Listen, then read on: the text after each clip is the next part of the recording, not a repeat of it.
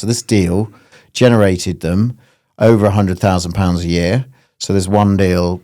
This is profit. This isn't like, anything else. This is proper profit you can stick in your pocket. They also cashed out. They also cashed out around 100. I think it was either 100K. That's it. Welcome to the Property Business Accelerator podcast. And today I'm welcoming back Bruce Mannering from Bond Finance.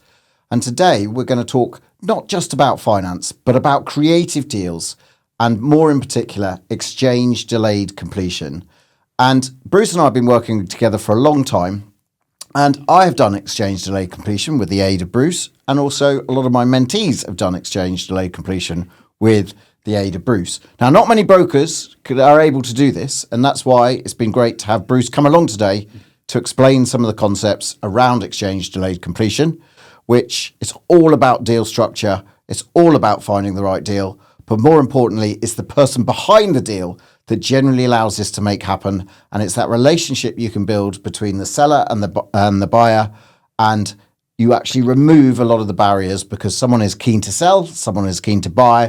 And it's all about the mechanism that you do that under without requiring a massive deposit. And that is one of the key things why a lot of people are really excited about this concept. So Bruce, can you tell me a little bit more about how people go about this exchange delayed completion concept? Sure.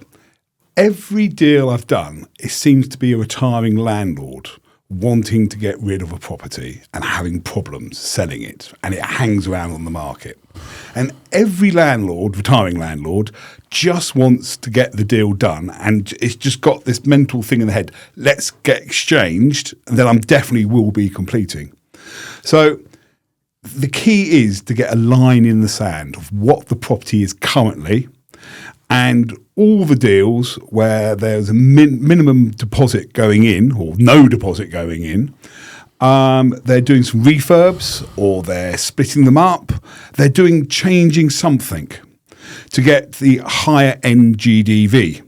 And then when you come to purchase the property, we're looking to complete on the uplifted value, not the purchase price. Now, every single bank in this country only completes on the purchase price or value, whatever the lower is. So how do we go about that? Now, I'm lucky enough, we lend out our own money as well as brokers, and I've got a bridging company called BDK. And we are registered with a lot of the panelled valuers out there, one particular being on VAS. And VAS are also on the panel of HTB and Shawbrook. So what we get agreed with HDB and Shawbrook is that BDK instructs the valuation. We get a line in the sand where it is. The valuer also gives us an NGDV. We then take that valuation, send it to Shawbrook, and ask them, right, this is the plan of action. Are you going to give us permission in 6 to 9 months' time to complete on the NGDV? So it's all agreed up front. And once we've got that sheet of paper, the client then exchanges. They get the works done, and hopefully there's a high enough uplift in value that it's a no money down deal, which we've done a few times, haven't we? Yeah, we have. So there's some key principles there that I'd like to pull out, which is obviously you've got a variation between what you're actually buying it for and what the bank is, the value that the bank is going to lend against. Obviously, they love to see some refurbs and uplifts or something different to allow that value. But one of the critical things is the amount of time from agreeing the purchase, getting the purchase in, and when you actually complete. And as you said, 6 to 9 months. In actual fact, a lot of the deals that kind of are, a lot of my mentees do a little bit longer than that, because the bigger the variation in time, obviously, the more distance you're putting yourself between that sort of agreed price and the new price. And I think something I drum home into everybody I talk to about this is that you've got to have some kind of why is there going to be a difference in value? You can't rely on just the market. You've got to have something. And I do hark back to one of my deals where you always said, Mike, what are you actually doing to this property? What are you doing to this property to actually make it work? Give me some receipts. I want some receipts. So we'll get into that deal more specifically soon. But I think that is a great concept. And in actual fact, I think when I first came with the deal that I had this idea of doing on, I said to you, can we just extend, for complete on value, because it's over the 6-month rule. Lots of property investors know the 6-month rule. It's going to be beyond 6 months. Can we complete on purchase? And you were like, oh, I'm not sure about this. Let's go and talk to Shawbrook at that point in time. Yeah. So what did you do? So I came to you knocking on your door saying, Bruce, this concept's here. Yeah. Can we do this? And you went, let me go and talk to Shawbrook. So I'll hand over to you to tell the story. So we've got a very good relationship with lots of banks, one being Shawbrook. So we picked up the phone, spoke to the head underwriter at Shawbrook Bank. Then he went away and spoke to head of risk. And they all had a little huddle. We went through the deal itself, what the parameters are and stuff like that. And I've actually still got that email from back in 2017, I think, from the head underwriter saying, yes, we agreed. If you do this, if you do that, if you do this, we will complete on the OMV value, the open market value. The open market value, not the purchase price. Yeah, you should put that in a frame, shouldn't you? Really? Yeah, in your office? Because that was the new underwriting policy, and I think that's where people need to understand that you've got to work with a decent broker who actually has that relationship, because a lot of these deals get more. The more complex you get, the more difficult it is to communicate the story. And I always tell everybody it's the story that you portray makes the life easier. And I think one of the things that Bond's really good at is actually telling that story to the broker so they fully understand it, they're clear and in the picture, and therefore it's far easier to buy into those kind of concepts. And you know what I'm like, I love pushing the edges of the boundaries and making you go off and try and do things. And I think that's one of the key things. And I think, we'll get into this a bit later on in the podcast as well, is like, I also get really frustrated with people who are like, oh, but these rates are more expensive in this. And it's like, no. It's about getting the deal done. Don't worry about the rates. Actually, when you're doing a £1 million, multi-million pound deal, you're not putting much money in, whether it's 1% higher, 1% lower, or 2% higher, 2% lower, really makes no difference. Yep. You're going to make hundreds of thousands of pounds out of this. You're going to make tens of thousands of pounds of cash flow every month. It's like, what are you thinking about? Yeah, exactly. Spot on. It's getting the deal done and actually securing the property and getting that into your portfolio and growing your portfolio. You can always remortgage at a later time, maybe to more of a retail type lender. That's right. 2, 3, 4, 5 years down the line, but get the deal done, get the cash flow. That's the key. And worry about the rates later. Yeah. So let's talk through an example. And this is one of the first examples that I think we worked on, because this was a long time ago now.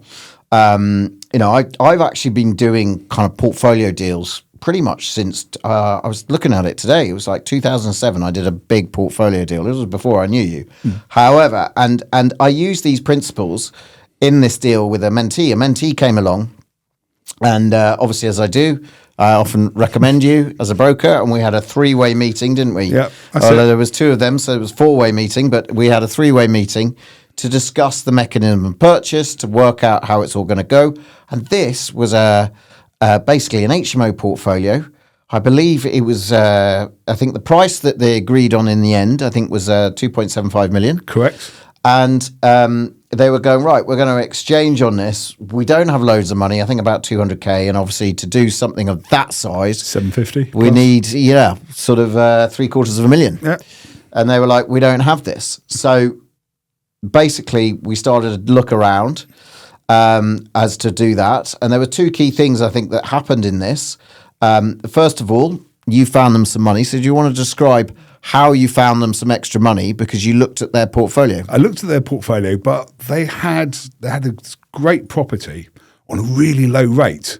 And I didn't really want to disturb it because it had years and years and years left on it. So what I did, I used a second charge. So you can put a second charge on a property, and the bank will take up to 70% of the loan to value and use that as sort of like cash. So you can get 100% funding. You buy one property and at 75%, and then you look at the other property for the deposit. And we just still didn't have enough cash there in the end. So I did think I had to remortgage one more, but we basically used this second charge 4 times.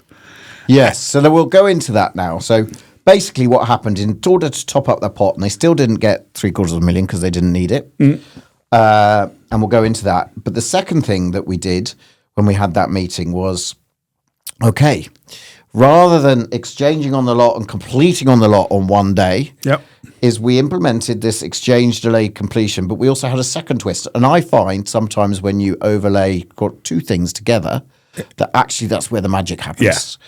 So it was a combination of exchanging on the lot, but delaying the completion and having the ability to execute by separate contracts when they wanted. They had a time span, I think, that they needed to go from, first project into the last project. But the aim with this was this was a rundown HMO portfolio. There was some flats in it as well. But the aim was to renovate them all and uplift the value and pull their money out. So kind of a BRRR on steroids. Yeah. But so you said, basically, what did you say? We're going to buy 2 at a time. Right. Use separate contracts. That's it. Sorry, separate contracts. 9 separate contracts where you had up to 12 months to complete. Yeah, and he could complete at any time within that 12 months. So we looked at the portfolio, looked at the ones which had the most meat on them. Yes. And he bought them in pairs. Yes. And literally referred them to 5-bed HMOs. Yeah. We went in on a short-term loan, got the refurb done, and then exited straight away, released the money. That's right. The same deposit money, and the same deposit money got used 3 or 4 times. That's right. Along with the secondary security in the background. So you don't need huge pots of money to buy large portfolios if you can structure it correctly. It's all about structuring it, working with the landlord to structure it. So this comes back to your point earlier around retiring landlords. But there was a couple of things here for me is like, obviously get in, get out. So classic BRRR of adding value to that property and then refinancing, using that cash again. But you've lined them all up. You've almost, at one point I was talking about them when I was doing them independent properties rather than like with one landlord. I called it the car park. But this literally is having a massive car park and reserving other things. And then you can time it so well, getting your builders to move from one to one to one to one. And the builders was over the moon because all they had work for the whole year. For a whole year. Booked out for a whole year. Yeah. There was a few other things just to tweak it in case we were running out of money because the discount, this was in the London area. Yeah. So the discount, 17%. and it was about 17%. So it's not massive, but we utilised to the max. But so what they also did is there was a couple of flats in there. They just back-to-back those. Yeah. So they literally completed and sold on pretty much straight in, released a bit of money. Even if you make no profit on that, what you're doing is releasing kind of some of the equity, some of the discount, and that helps the whole thing keep afloat. So they needed a bit of money for the refurbs. They've had to put deposits in, but they only did it bit by bit, 2 by 2, which basically meant they went through. So what did they end up? Can you remember what they ended up in the end value with this deal? Yes, it was 4 million was the end value. So they went from 2.75 to 4 million. That's right. I think the rent roll, but don't quote me on this, was over 300,000.